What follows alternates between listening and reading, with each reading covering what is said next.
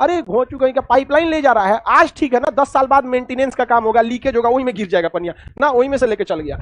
CBSE का था। Hindi medium वाला सबसे पहले यही सोचता है बिगड़ेगा तो जुगाड़ कहां से लगाएंगे, और जिसको पहला मिथाइल आइसोसाइनाइड गैस उसका फेफड़ा जल गया। भारत में तो पैसा खिला दीजिएगा तो बहुत कुछ काम हो सके। तो जब दोबारा फैक्ट्री चालू किया गया ना, तो भोपाल के लोग शहर छोड़ के भाग गए, कहे ससुरा कहीं एगो टैंक भड़कल था तो इतना तबाही मचावे, दूगो और चालू कर रहा है, भागे यहाँ से। मरने के बाद सुप्रीम कोर्ट ने कहा था कि भले वो मर गया लेकिन उसके खिलाफ मुकदमा चलता रहेगा। मीथेन जो है ये कभी कभी कीटनाशक के रूप में भी प्रयोग किया जाता है। एक कंपनी थी ये यूनियन कार्बाइड, भोपाल में एक कंपनी थी, अमेरिका की company union carbide. Union carbide नाम की कंपनी मिथाइल आइसोसाइनाइड बनाती थी। भोपाल में जो कारखाना था, भोपाल में कारखाना का नाम यूनियन कार्बाइड।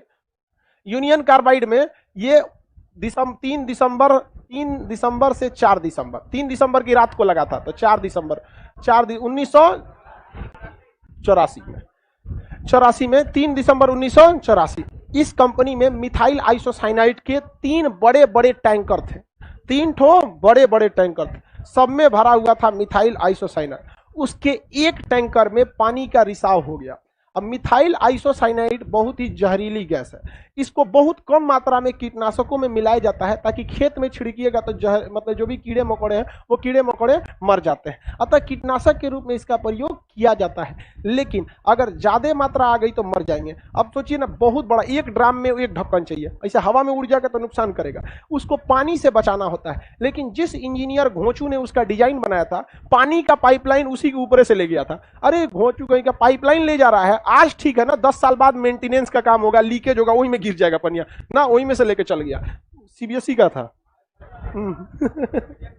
हिंदी मीडियम वाला सबसे पहले यही सोचता है बिगड़ेगा तो जुगाड़ कहां से लगाएंगे, समझ में गया कि नहीं, पहले से सोचता है यहाँ पे। तो उसने सोचा नहीं और वहीं से लेके चला गया।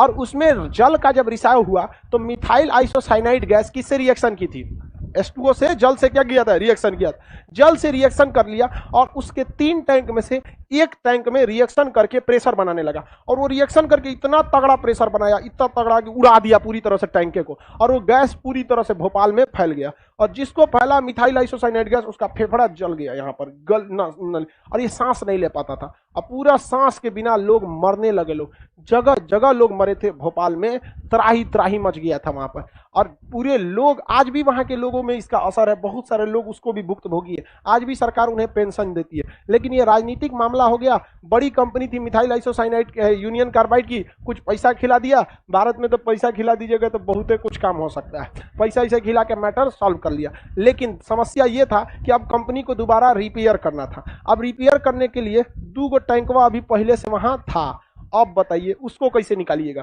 तो इंजीनियरों ने कहा कि अगर इसको निकालेंगे ना हम, तो क्या होगा भाई, फिर से ब्लास्ट होने की संभावना हो जाएगी, इसलिए हम लोग इसको क्या करते हैं, खत्म कर देते हैं, दोबारा फैक्ट्री को चालू करके खत्म करते हैं। तो जब दोबारा फैक्ट्री चालू किया गया ना, तो भोपाल के लोग शहर छोड़ के भाग गए, कहे ससुरा कहीं एगो टैंक भड़कल था तो इतना तबाही मचावे, दूगो और चालू कर रहा है, भागे यहाँ से। जल्दी जल्दी उसको यूज करके खत्म किया गया। और उसके रिचर्ड एंडरसन जो थे, इनके मालिक थे इस कंपनी के, अमेरिकन कंपनी थी, वो मर गया, भारत में आया भी था, चला भी गया, मर भी गया, 2016 या 17 में मरा है।